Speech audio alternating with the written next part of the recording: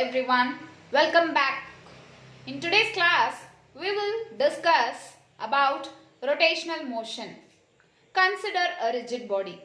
A rigid body can be considered as a closely distributed point mass system. So there are particles of mass m1, m2, m3 up to say mn, each at a distance r1, r2, r3 up to say rn from the center of mass.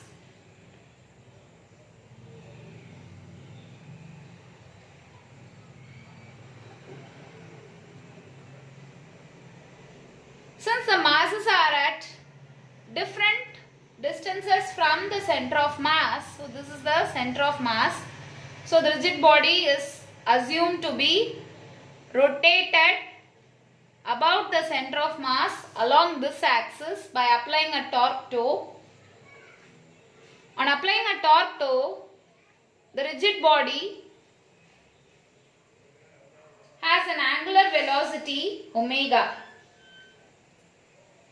All the particles, all the point masses will have the same angular velocity, whereas their linear velocities will be different, because linear velocity Vi is omega Ri.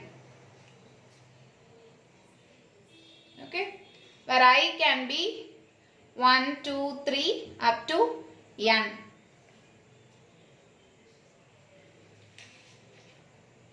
Here Vi is the linear velocity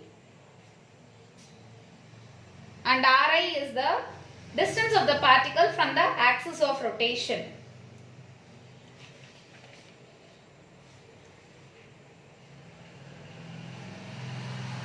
So let us consider the point masses m1, m2, m3 up to say mn, and let the distance from the axis of rotation be r1, r2, r3 up to say rn. The angular velocity, as I told you, is a constant as far as rotation is concerned. So all the particles have the same angular velocity omega. But linear velocity is different. Linear velocity would be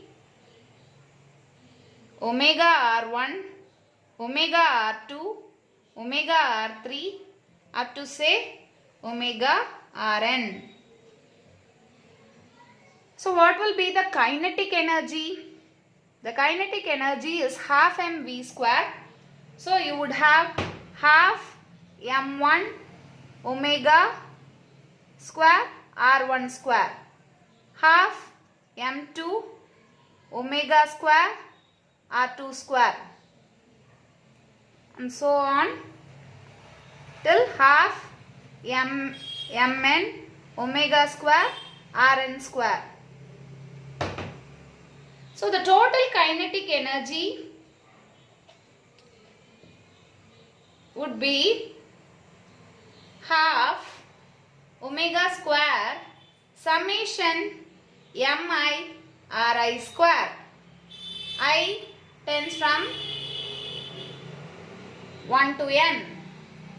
Half omega square summation I equal to 1 to n mi ri square.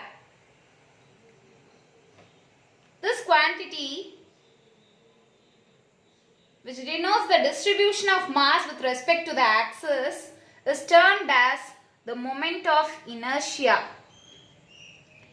I is summation mi ri square. We have derived the kinetic energy to be half I omega square. So now let us derive an expression for the torque acting on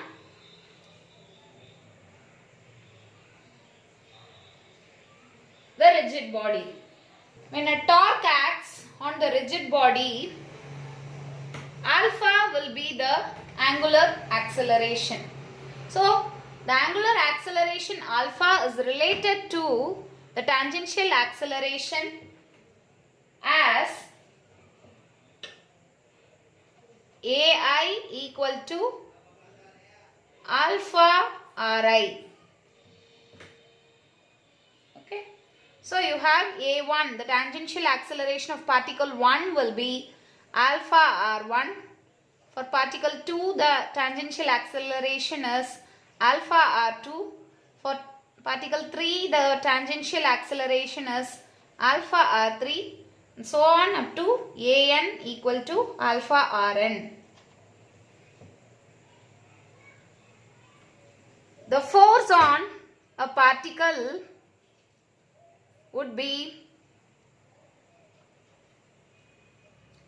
Mi Ai.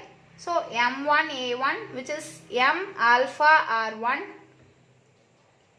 M2 alpha R2 for particle 2, M3 alpha R3 for particle 3, and so on up to Mn alpha Rn for the nth particle. So, force into distance gives you the torque. Torque is force into distance. So, M1 alpha R1 square, M2 alpha R2 square, M3 alpha R3 square, and up to Mn alpha Rn square are the respective torques acting on particle 1, 2, 3 up to n. So, the net torque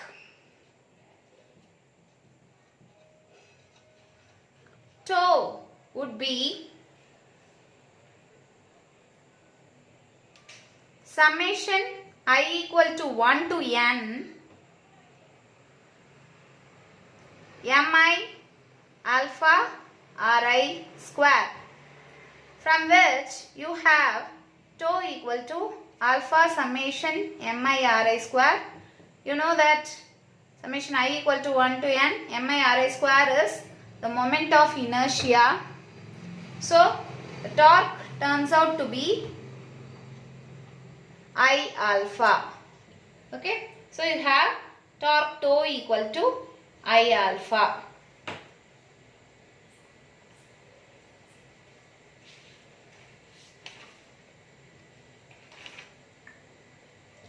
Let us now derive an expression for the angular acceleration. To derive an expression for angular acceleration,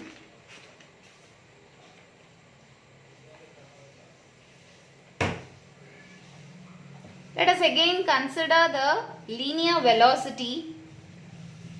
The linear velocity is given as omega Ri. So, for the particle of mass m1, it is omega r1. For particle of mass m2, it is omega r2. For m3, it is omega r3. Up to mn, it is omega rn.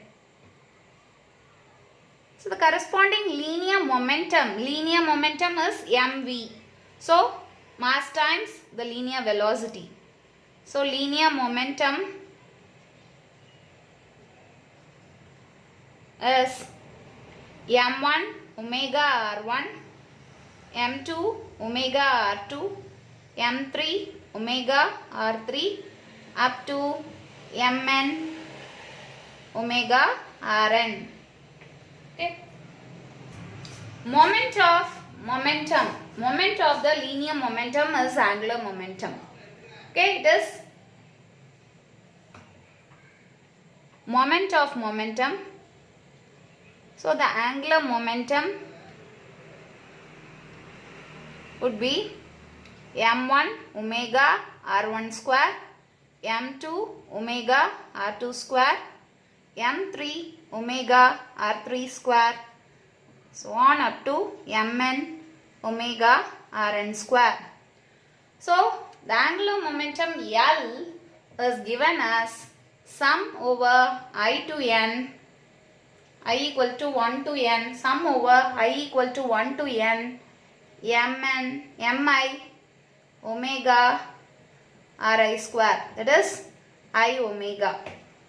So kinetic energy, just like for linear momentum it is p square by 2m, for angular momentum it is L square by 2I. Okay, can also be given as L square by 2I. It is half I omega square or L square by 2I.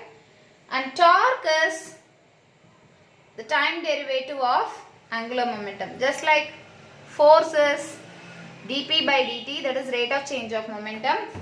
We have torque as rate of change of angular momentum.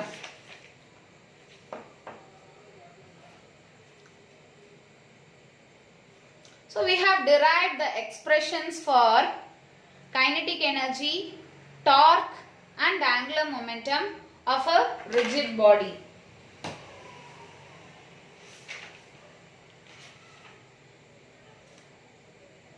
So let us now compare the dynamic aspects of translational motion and rotational motion.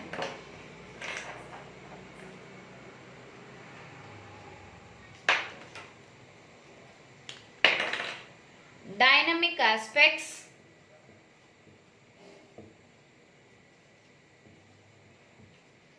of translational motion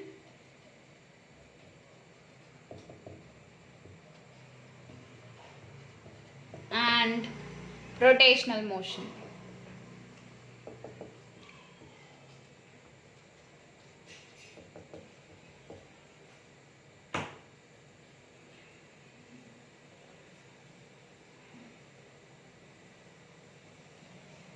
In translational motion, we have mass, that is inertia, okay, and it is identical to mass. The moment of inertia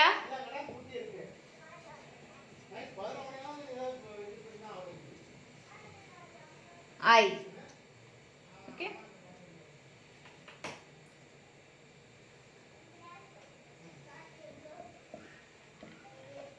The mass is characterized by linear momentum, which remains constant when there are no forces. P equal to mv. For a rigid body, the angular momentum is a constant when no external torque acts on it. The angular momentum is denoted as L and it is equal to I omega. The force is rate of change of momentum dp by dt. It is mass times acceleration. In case of rotational motion, the torque is rate of change of angular momentum, which is I alpha. The work done is given by W equal to integral F into the displacement, whereas here the work done is integral tau d theta, where d theta is the angular displacement. The kinetic energy for translational motion is given as p square by 2m or half mv square, whereas kinetic energy in case of rotational motion is given as L square by 2I or half I omega square, where omega is the angular velocity.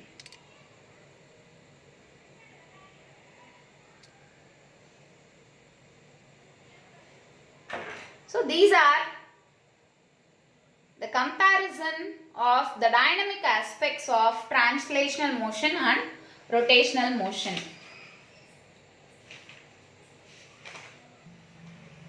Let us now derive the moment of inertia of few objects. Usually moment of inertia is given as summation I equal to 1 to n mi ri square. If the entire mass were treated to be acting at the center of mass, that is, if the object is uniform, then this can be mk square, where k is radius of gyration and m is the mass of the object under consideration. So let us derive the moment of inertia for few regular objects. Let us start with an annular ring. Okay, a hoop or a ring. You have a hoop or a ring like this. So all the particles are at a distance r from the center of the ring. If the ring is rotating about an axis perpendicular to its plane, then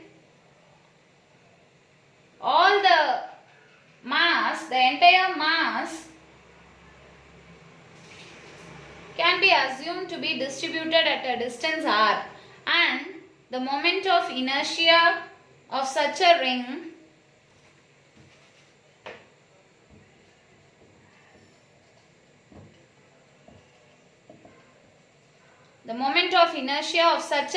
I can be taken as m r square. Suppose the ring is of finite dimension. Instead of a very thin ring, if we have a ring of inner diameter r1 and outer diameter r2,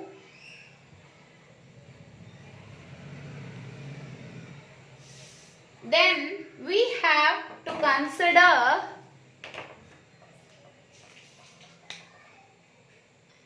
an annular element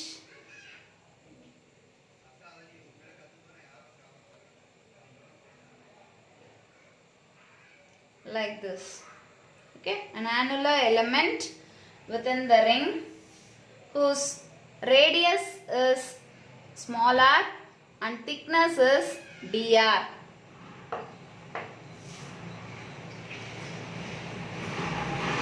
The area density of the material of the ring is rho A. Then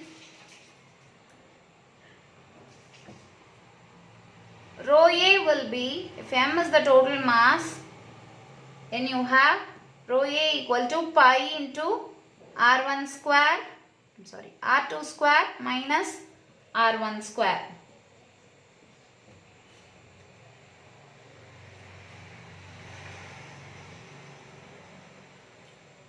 If you consider this element, the elemental area dA would be 2 pi r dr. So the elemental mass would be rho A into 2 pi r dr. The elemental moment of inertia for this element, the annular ring, would be dm into r square. That is rho A into 2 pi r cube dr. So when you integrate between the limits r1 and r2, you will get the total moment of inertia. So rho A into 2 pi integral r1 to r2 r cube dr. You have I equal to m by pi r2 square minus r1 square into 2 pi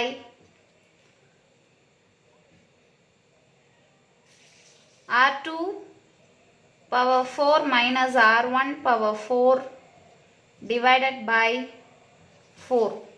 So that turns out to be m by 2 r2 square plus r1 square.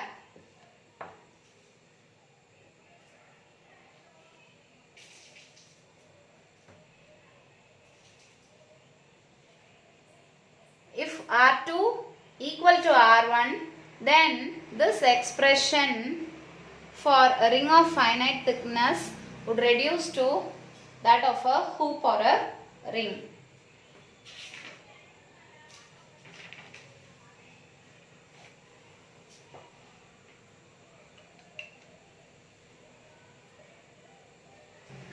Moment of inertia of a disc of radius r and mass m. So we have found the moment of inertia for a ring with inner radius r1 and outer radius r2 to be equal to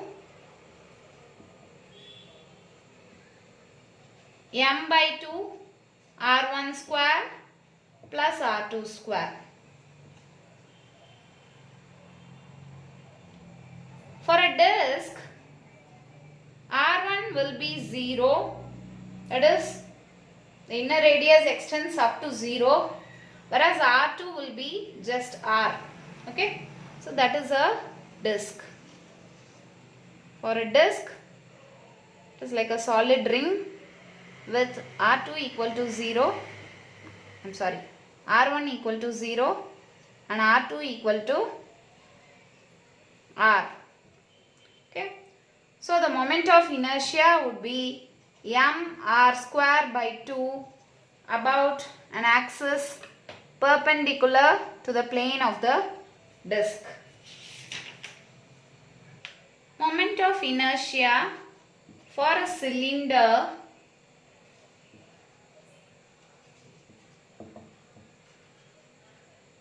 of radius r and length L. So consider a cylinder whose radius is r and length is L, and we have to calculate the moment of inertia about an axis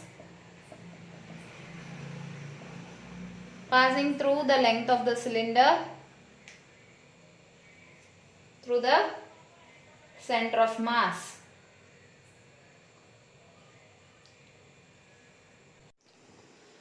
The density of the material of the cylinder is given by m by pi r square L. Pi r square L is the volume of the cylinder. Now here we are considering a hollow element, a hollow cylindrical element whose mass is given as rho times 2 pi x dx into L, where 2 pi x dx is the cross-sectional area. X is the radius of the hollow cylindrical element and dx is its thickness.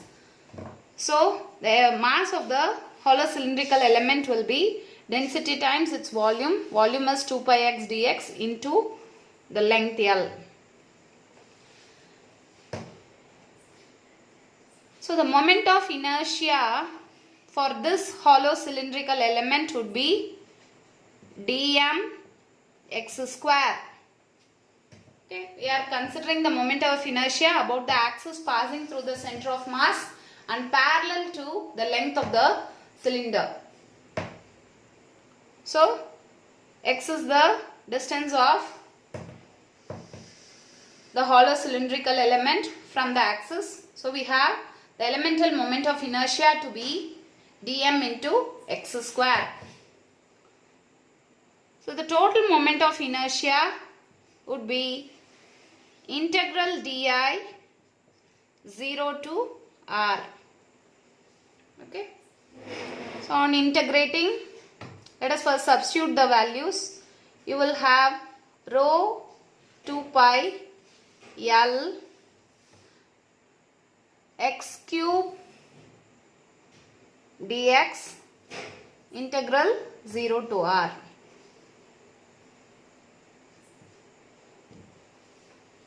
So on integrating, you will have rho is m into m by pi r square L. Rho is m by pi r square L 2 pi L into r power 4 by 4. So that turns out to be m r square by 2.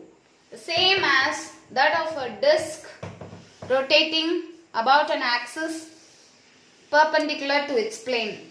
Okay. So for an axis passing through a cylinder through the center of mass and parallel to the length, the moment of inertia is given by m r square by 2.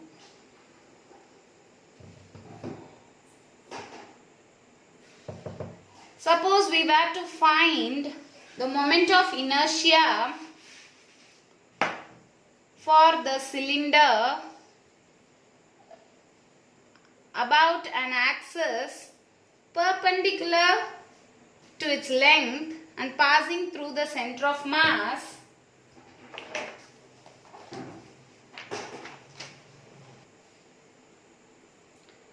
let us consider an elemental strip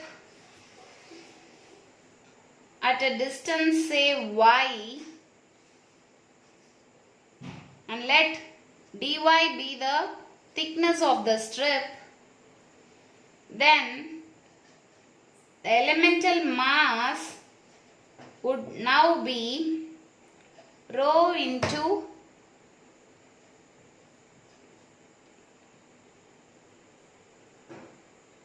pi r square dy, because pi r square is the cross sectional area, dy is the thickness. So pi r square dy is the volume of the strip.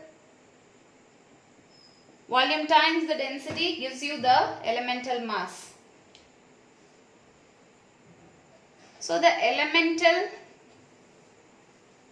moment of inertia in this case is dm y square. So y will vary between minus L by 2 to L by 2.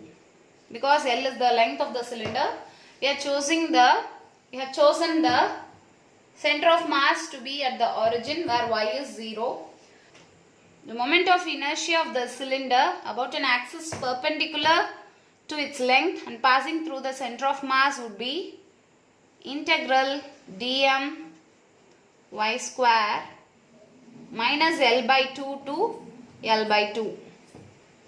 So substituting for dm, you would have rho into pi r square y square dy, and the integration limits are minus L by 2 to L by 2. So on integrating, you will have rho into pi r square y cube by 3 minus L by 2 to L by 2. So now on applying the limits and substituting for the density, which is mass by pi r square L, you would have the moment of inertia of the cylinder to be m by L into 1 by 3 L cube by 8 plus L cube by 8. So when you reduce the expression, the moment of inertia about the axis perpendicular to the length of the cylinder is found out to be mL square by 12.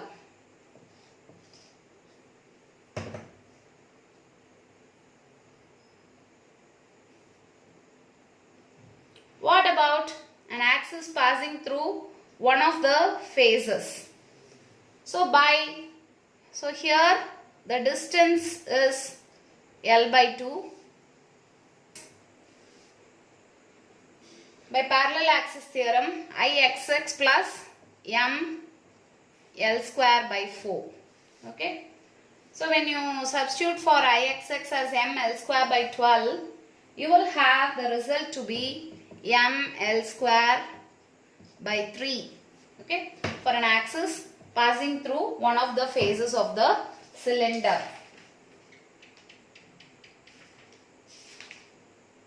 As an exercise, you can try computing the moment of inertia for a spherical shell and solid sphere. So in today's class, we have seen in detail about the rotational motion of a rigid body, the dynamic aspects of translational motion and rotational motion were compared.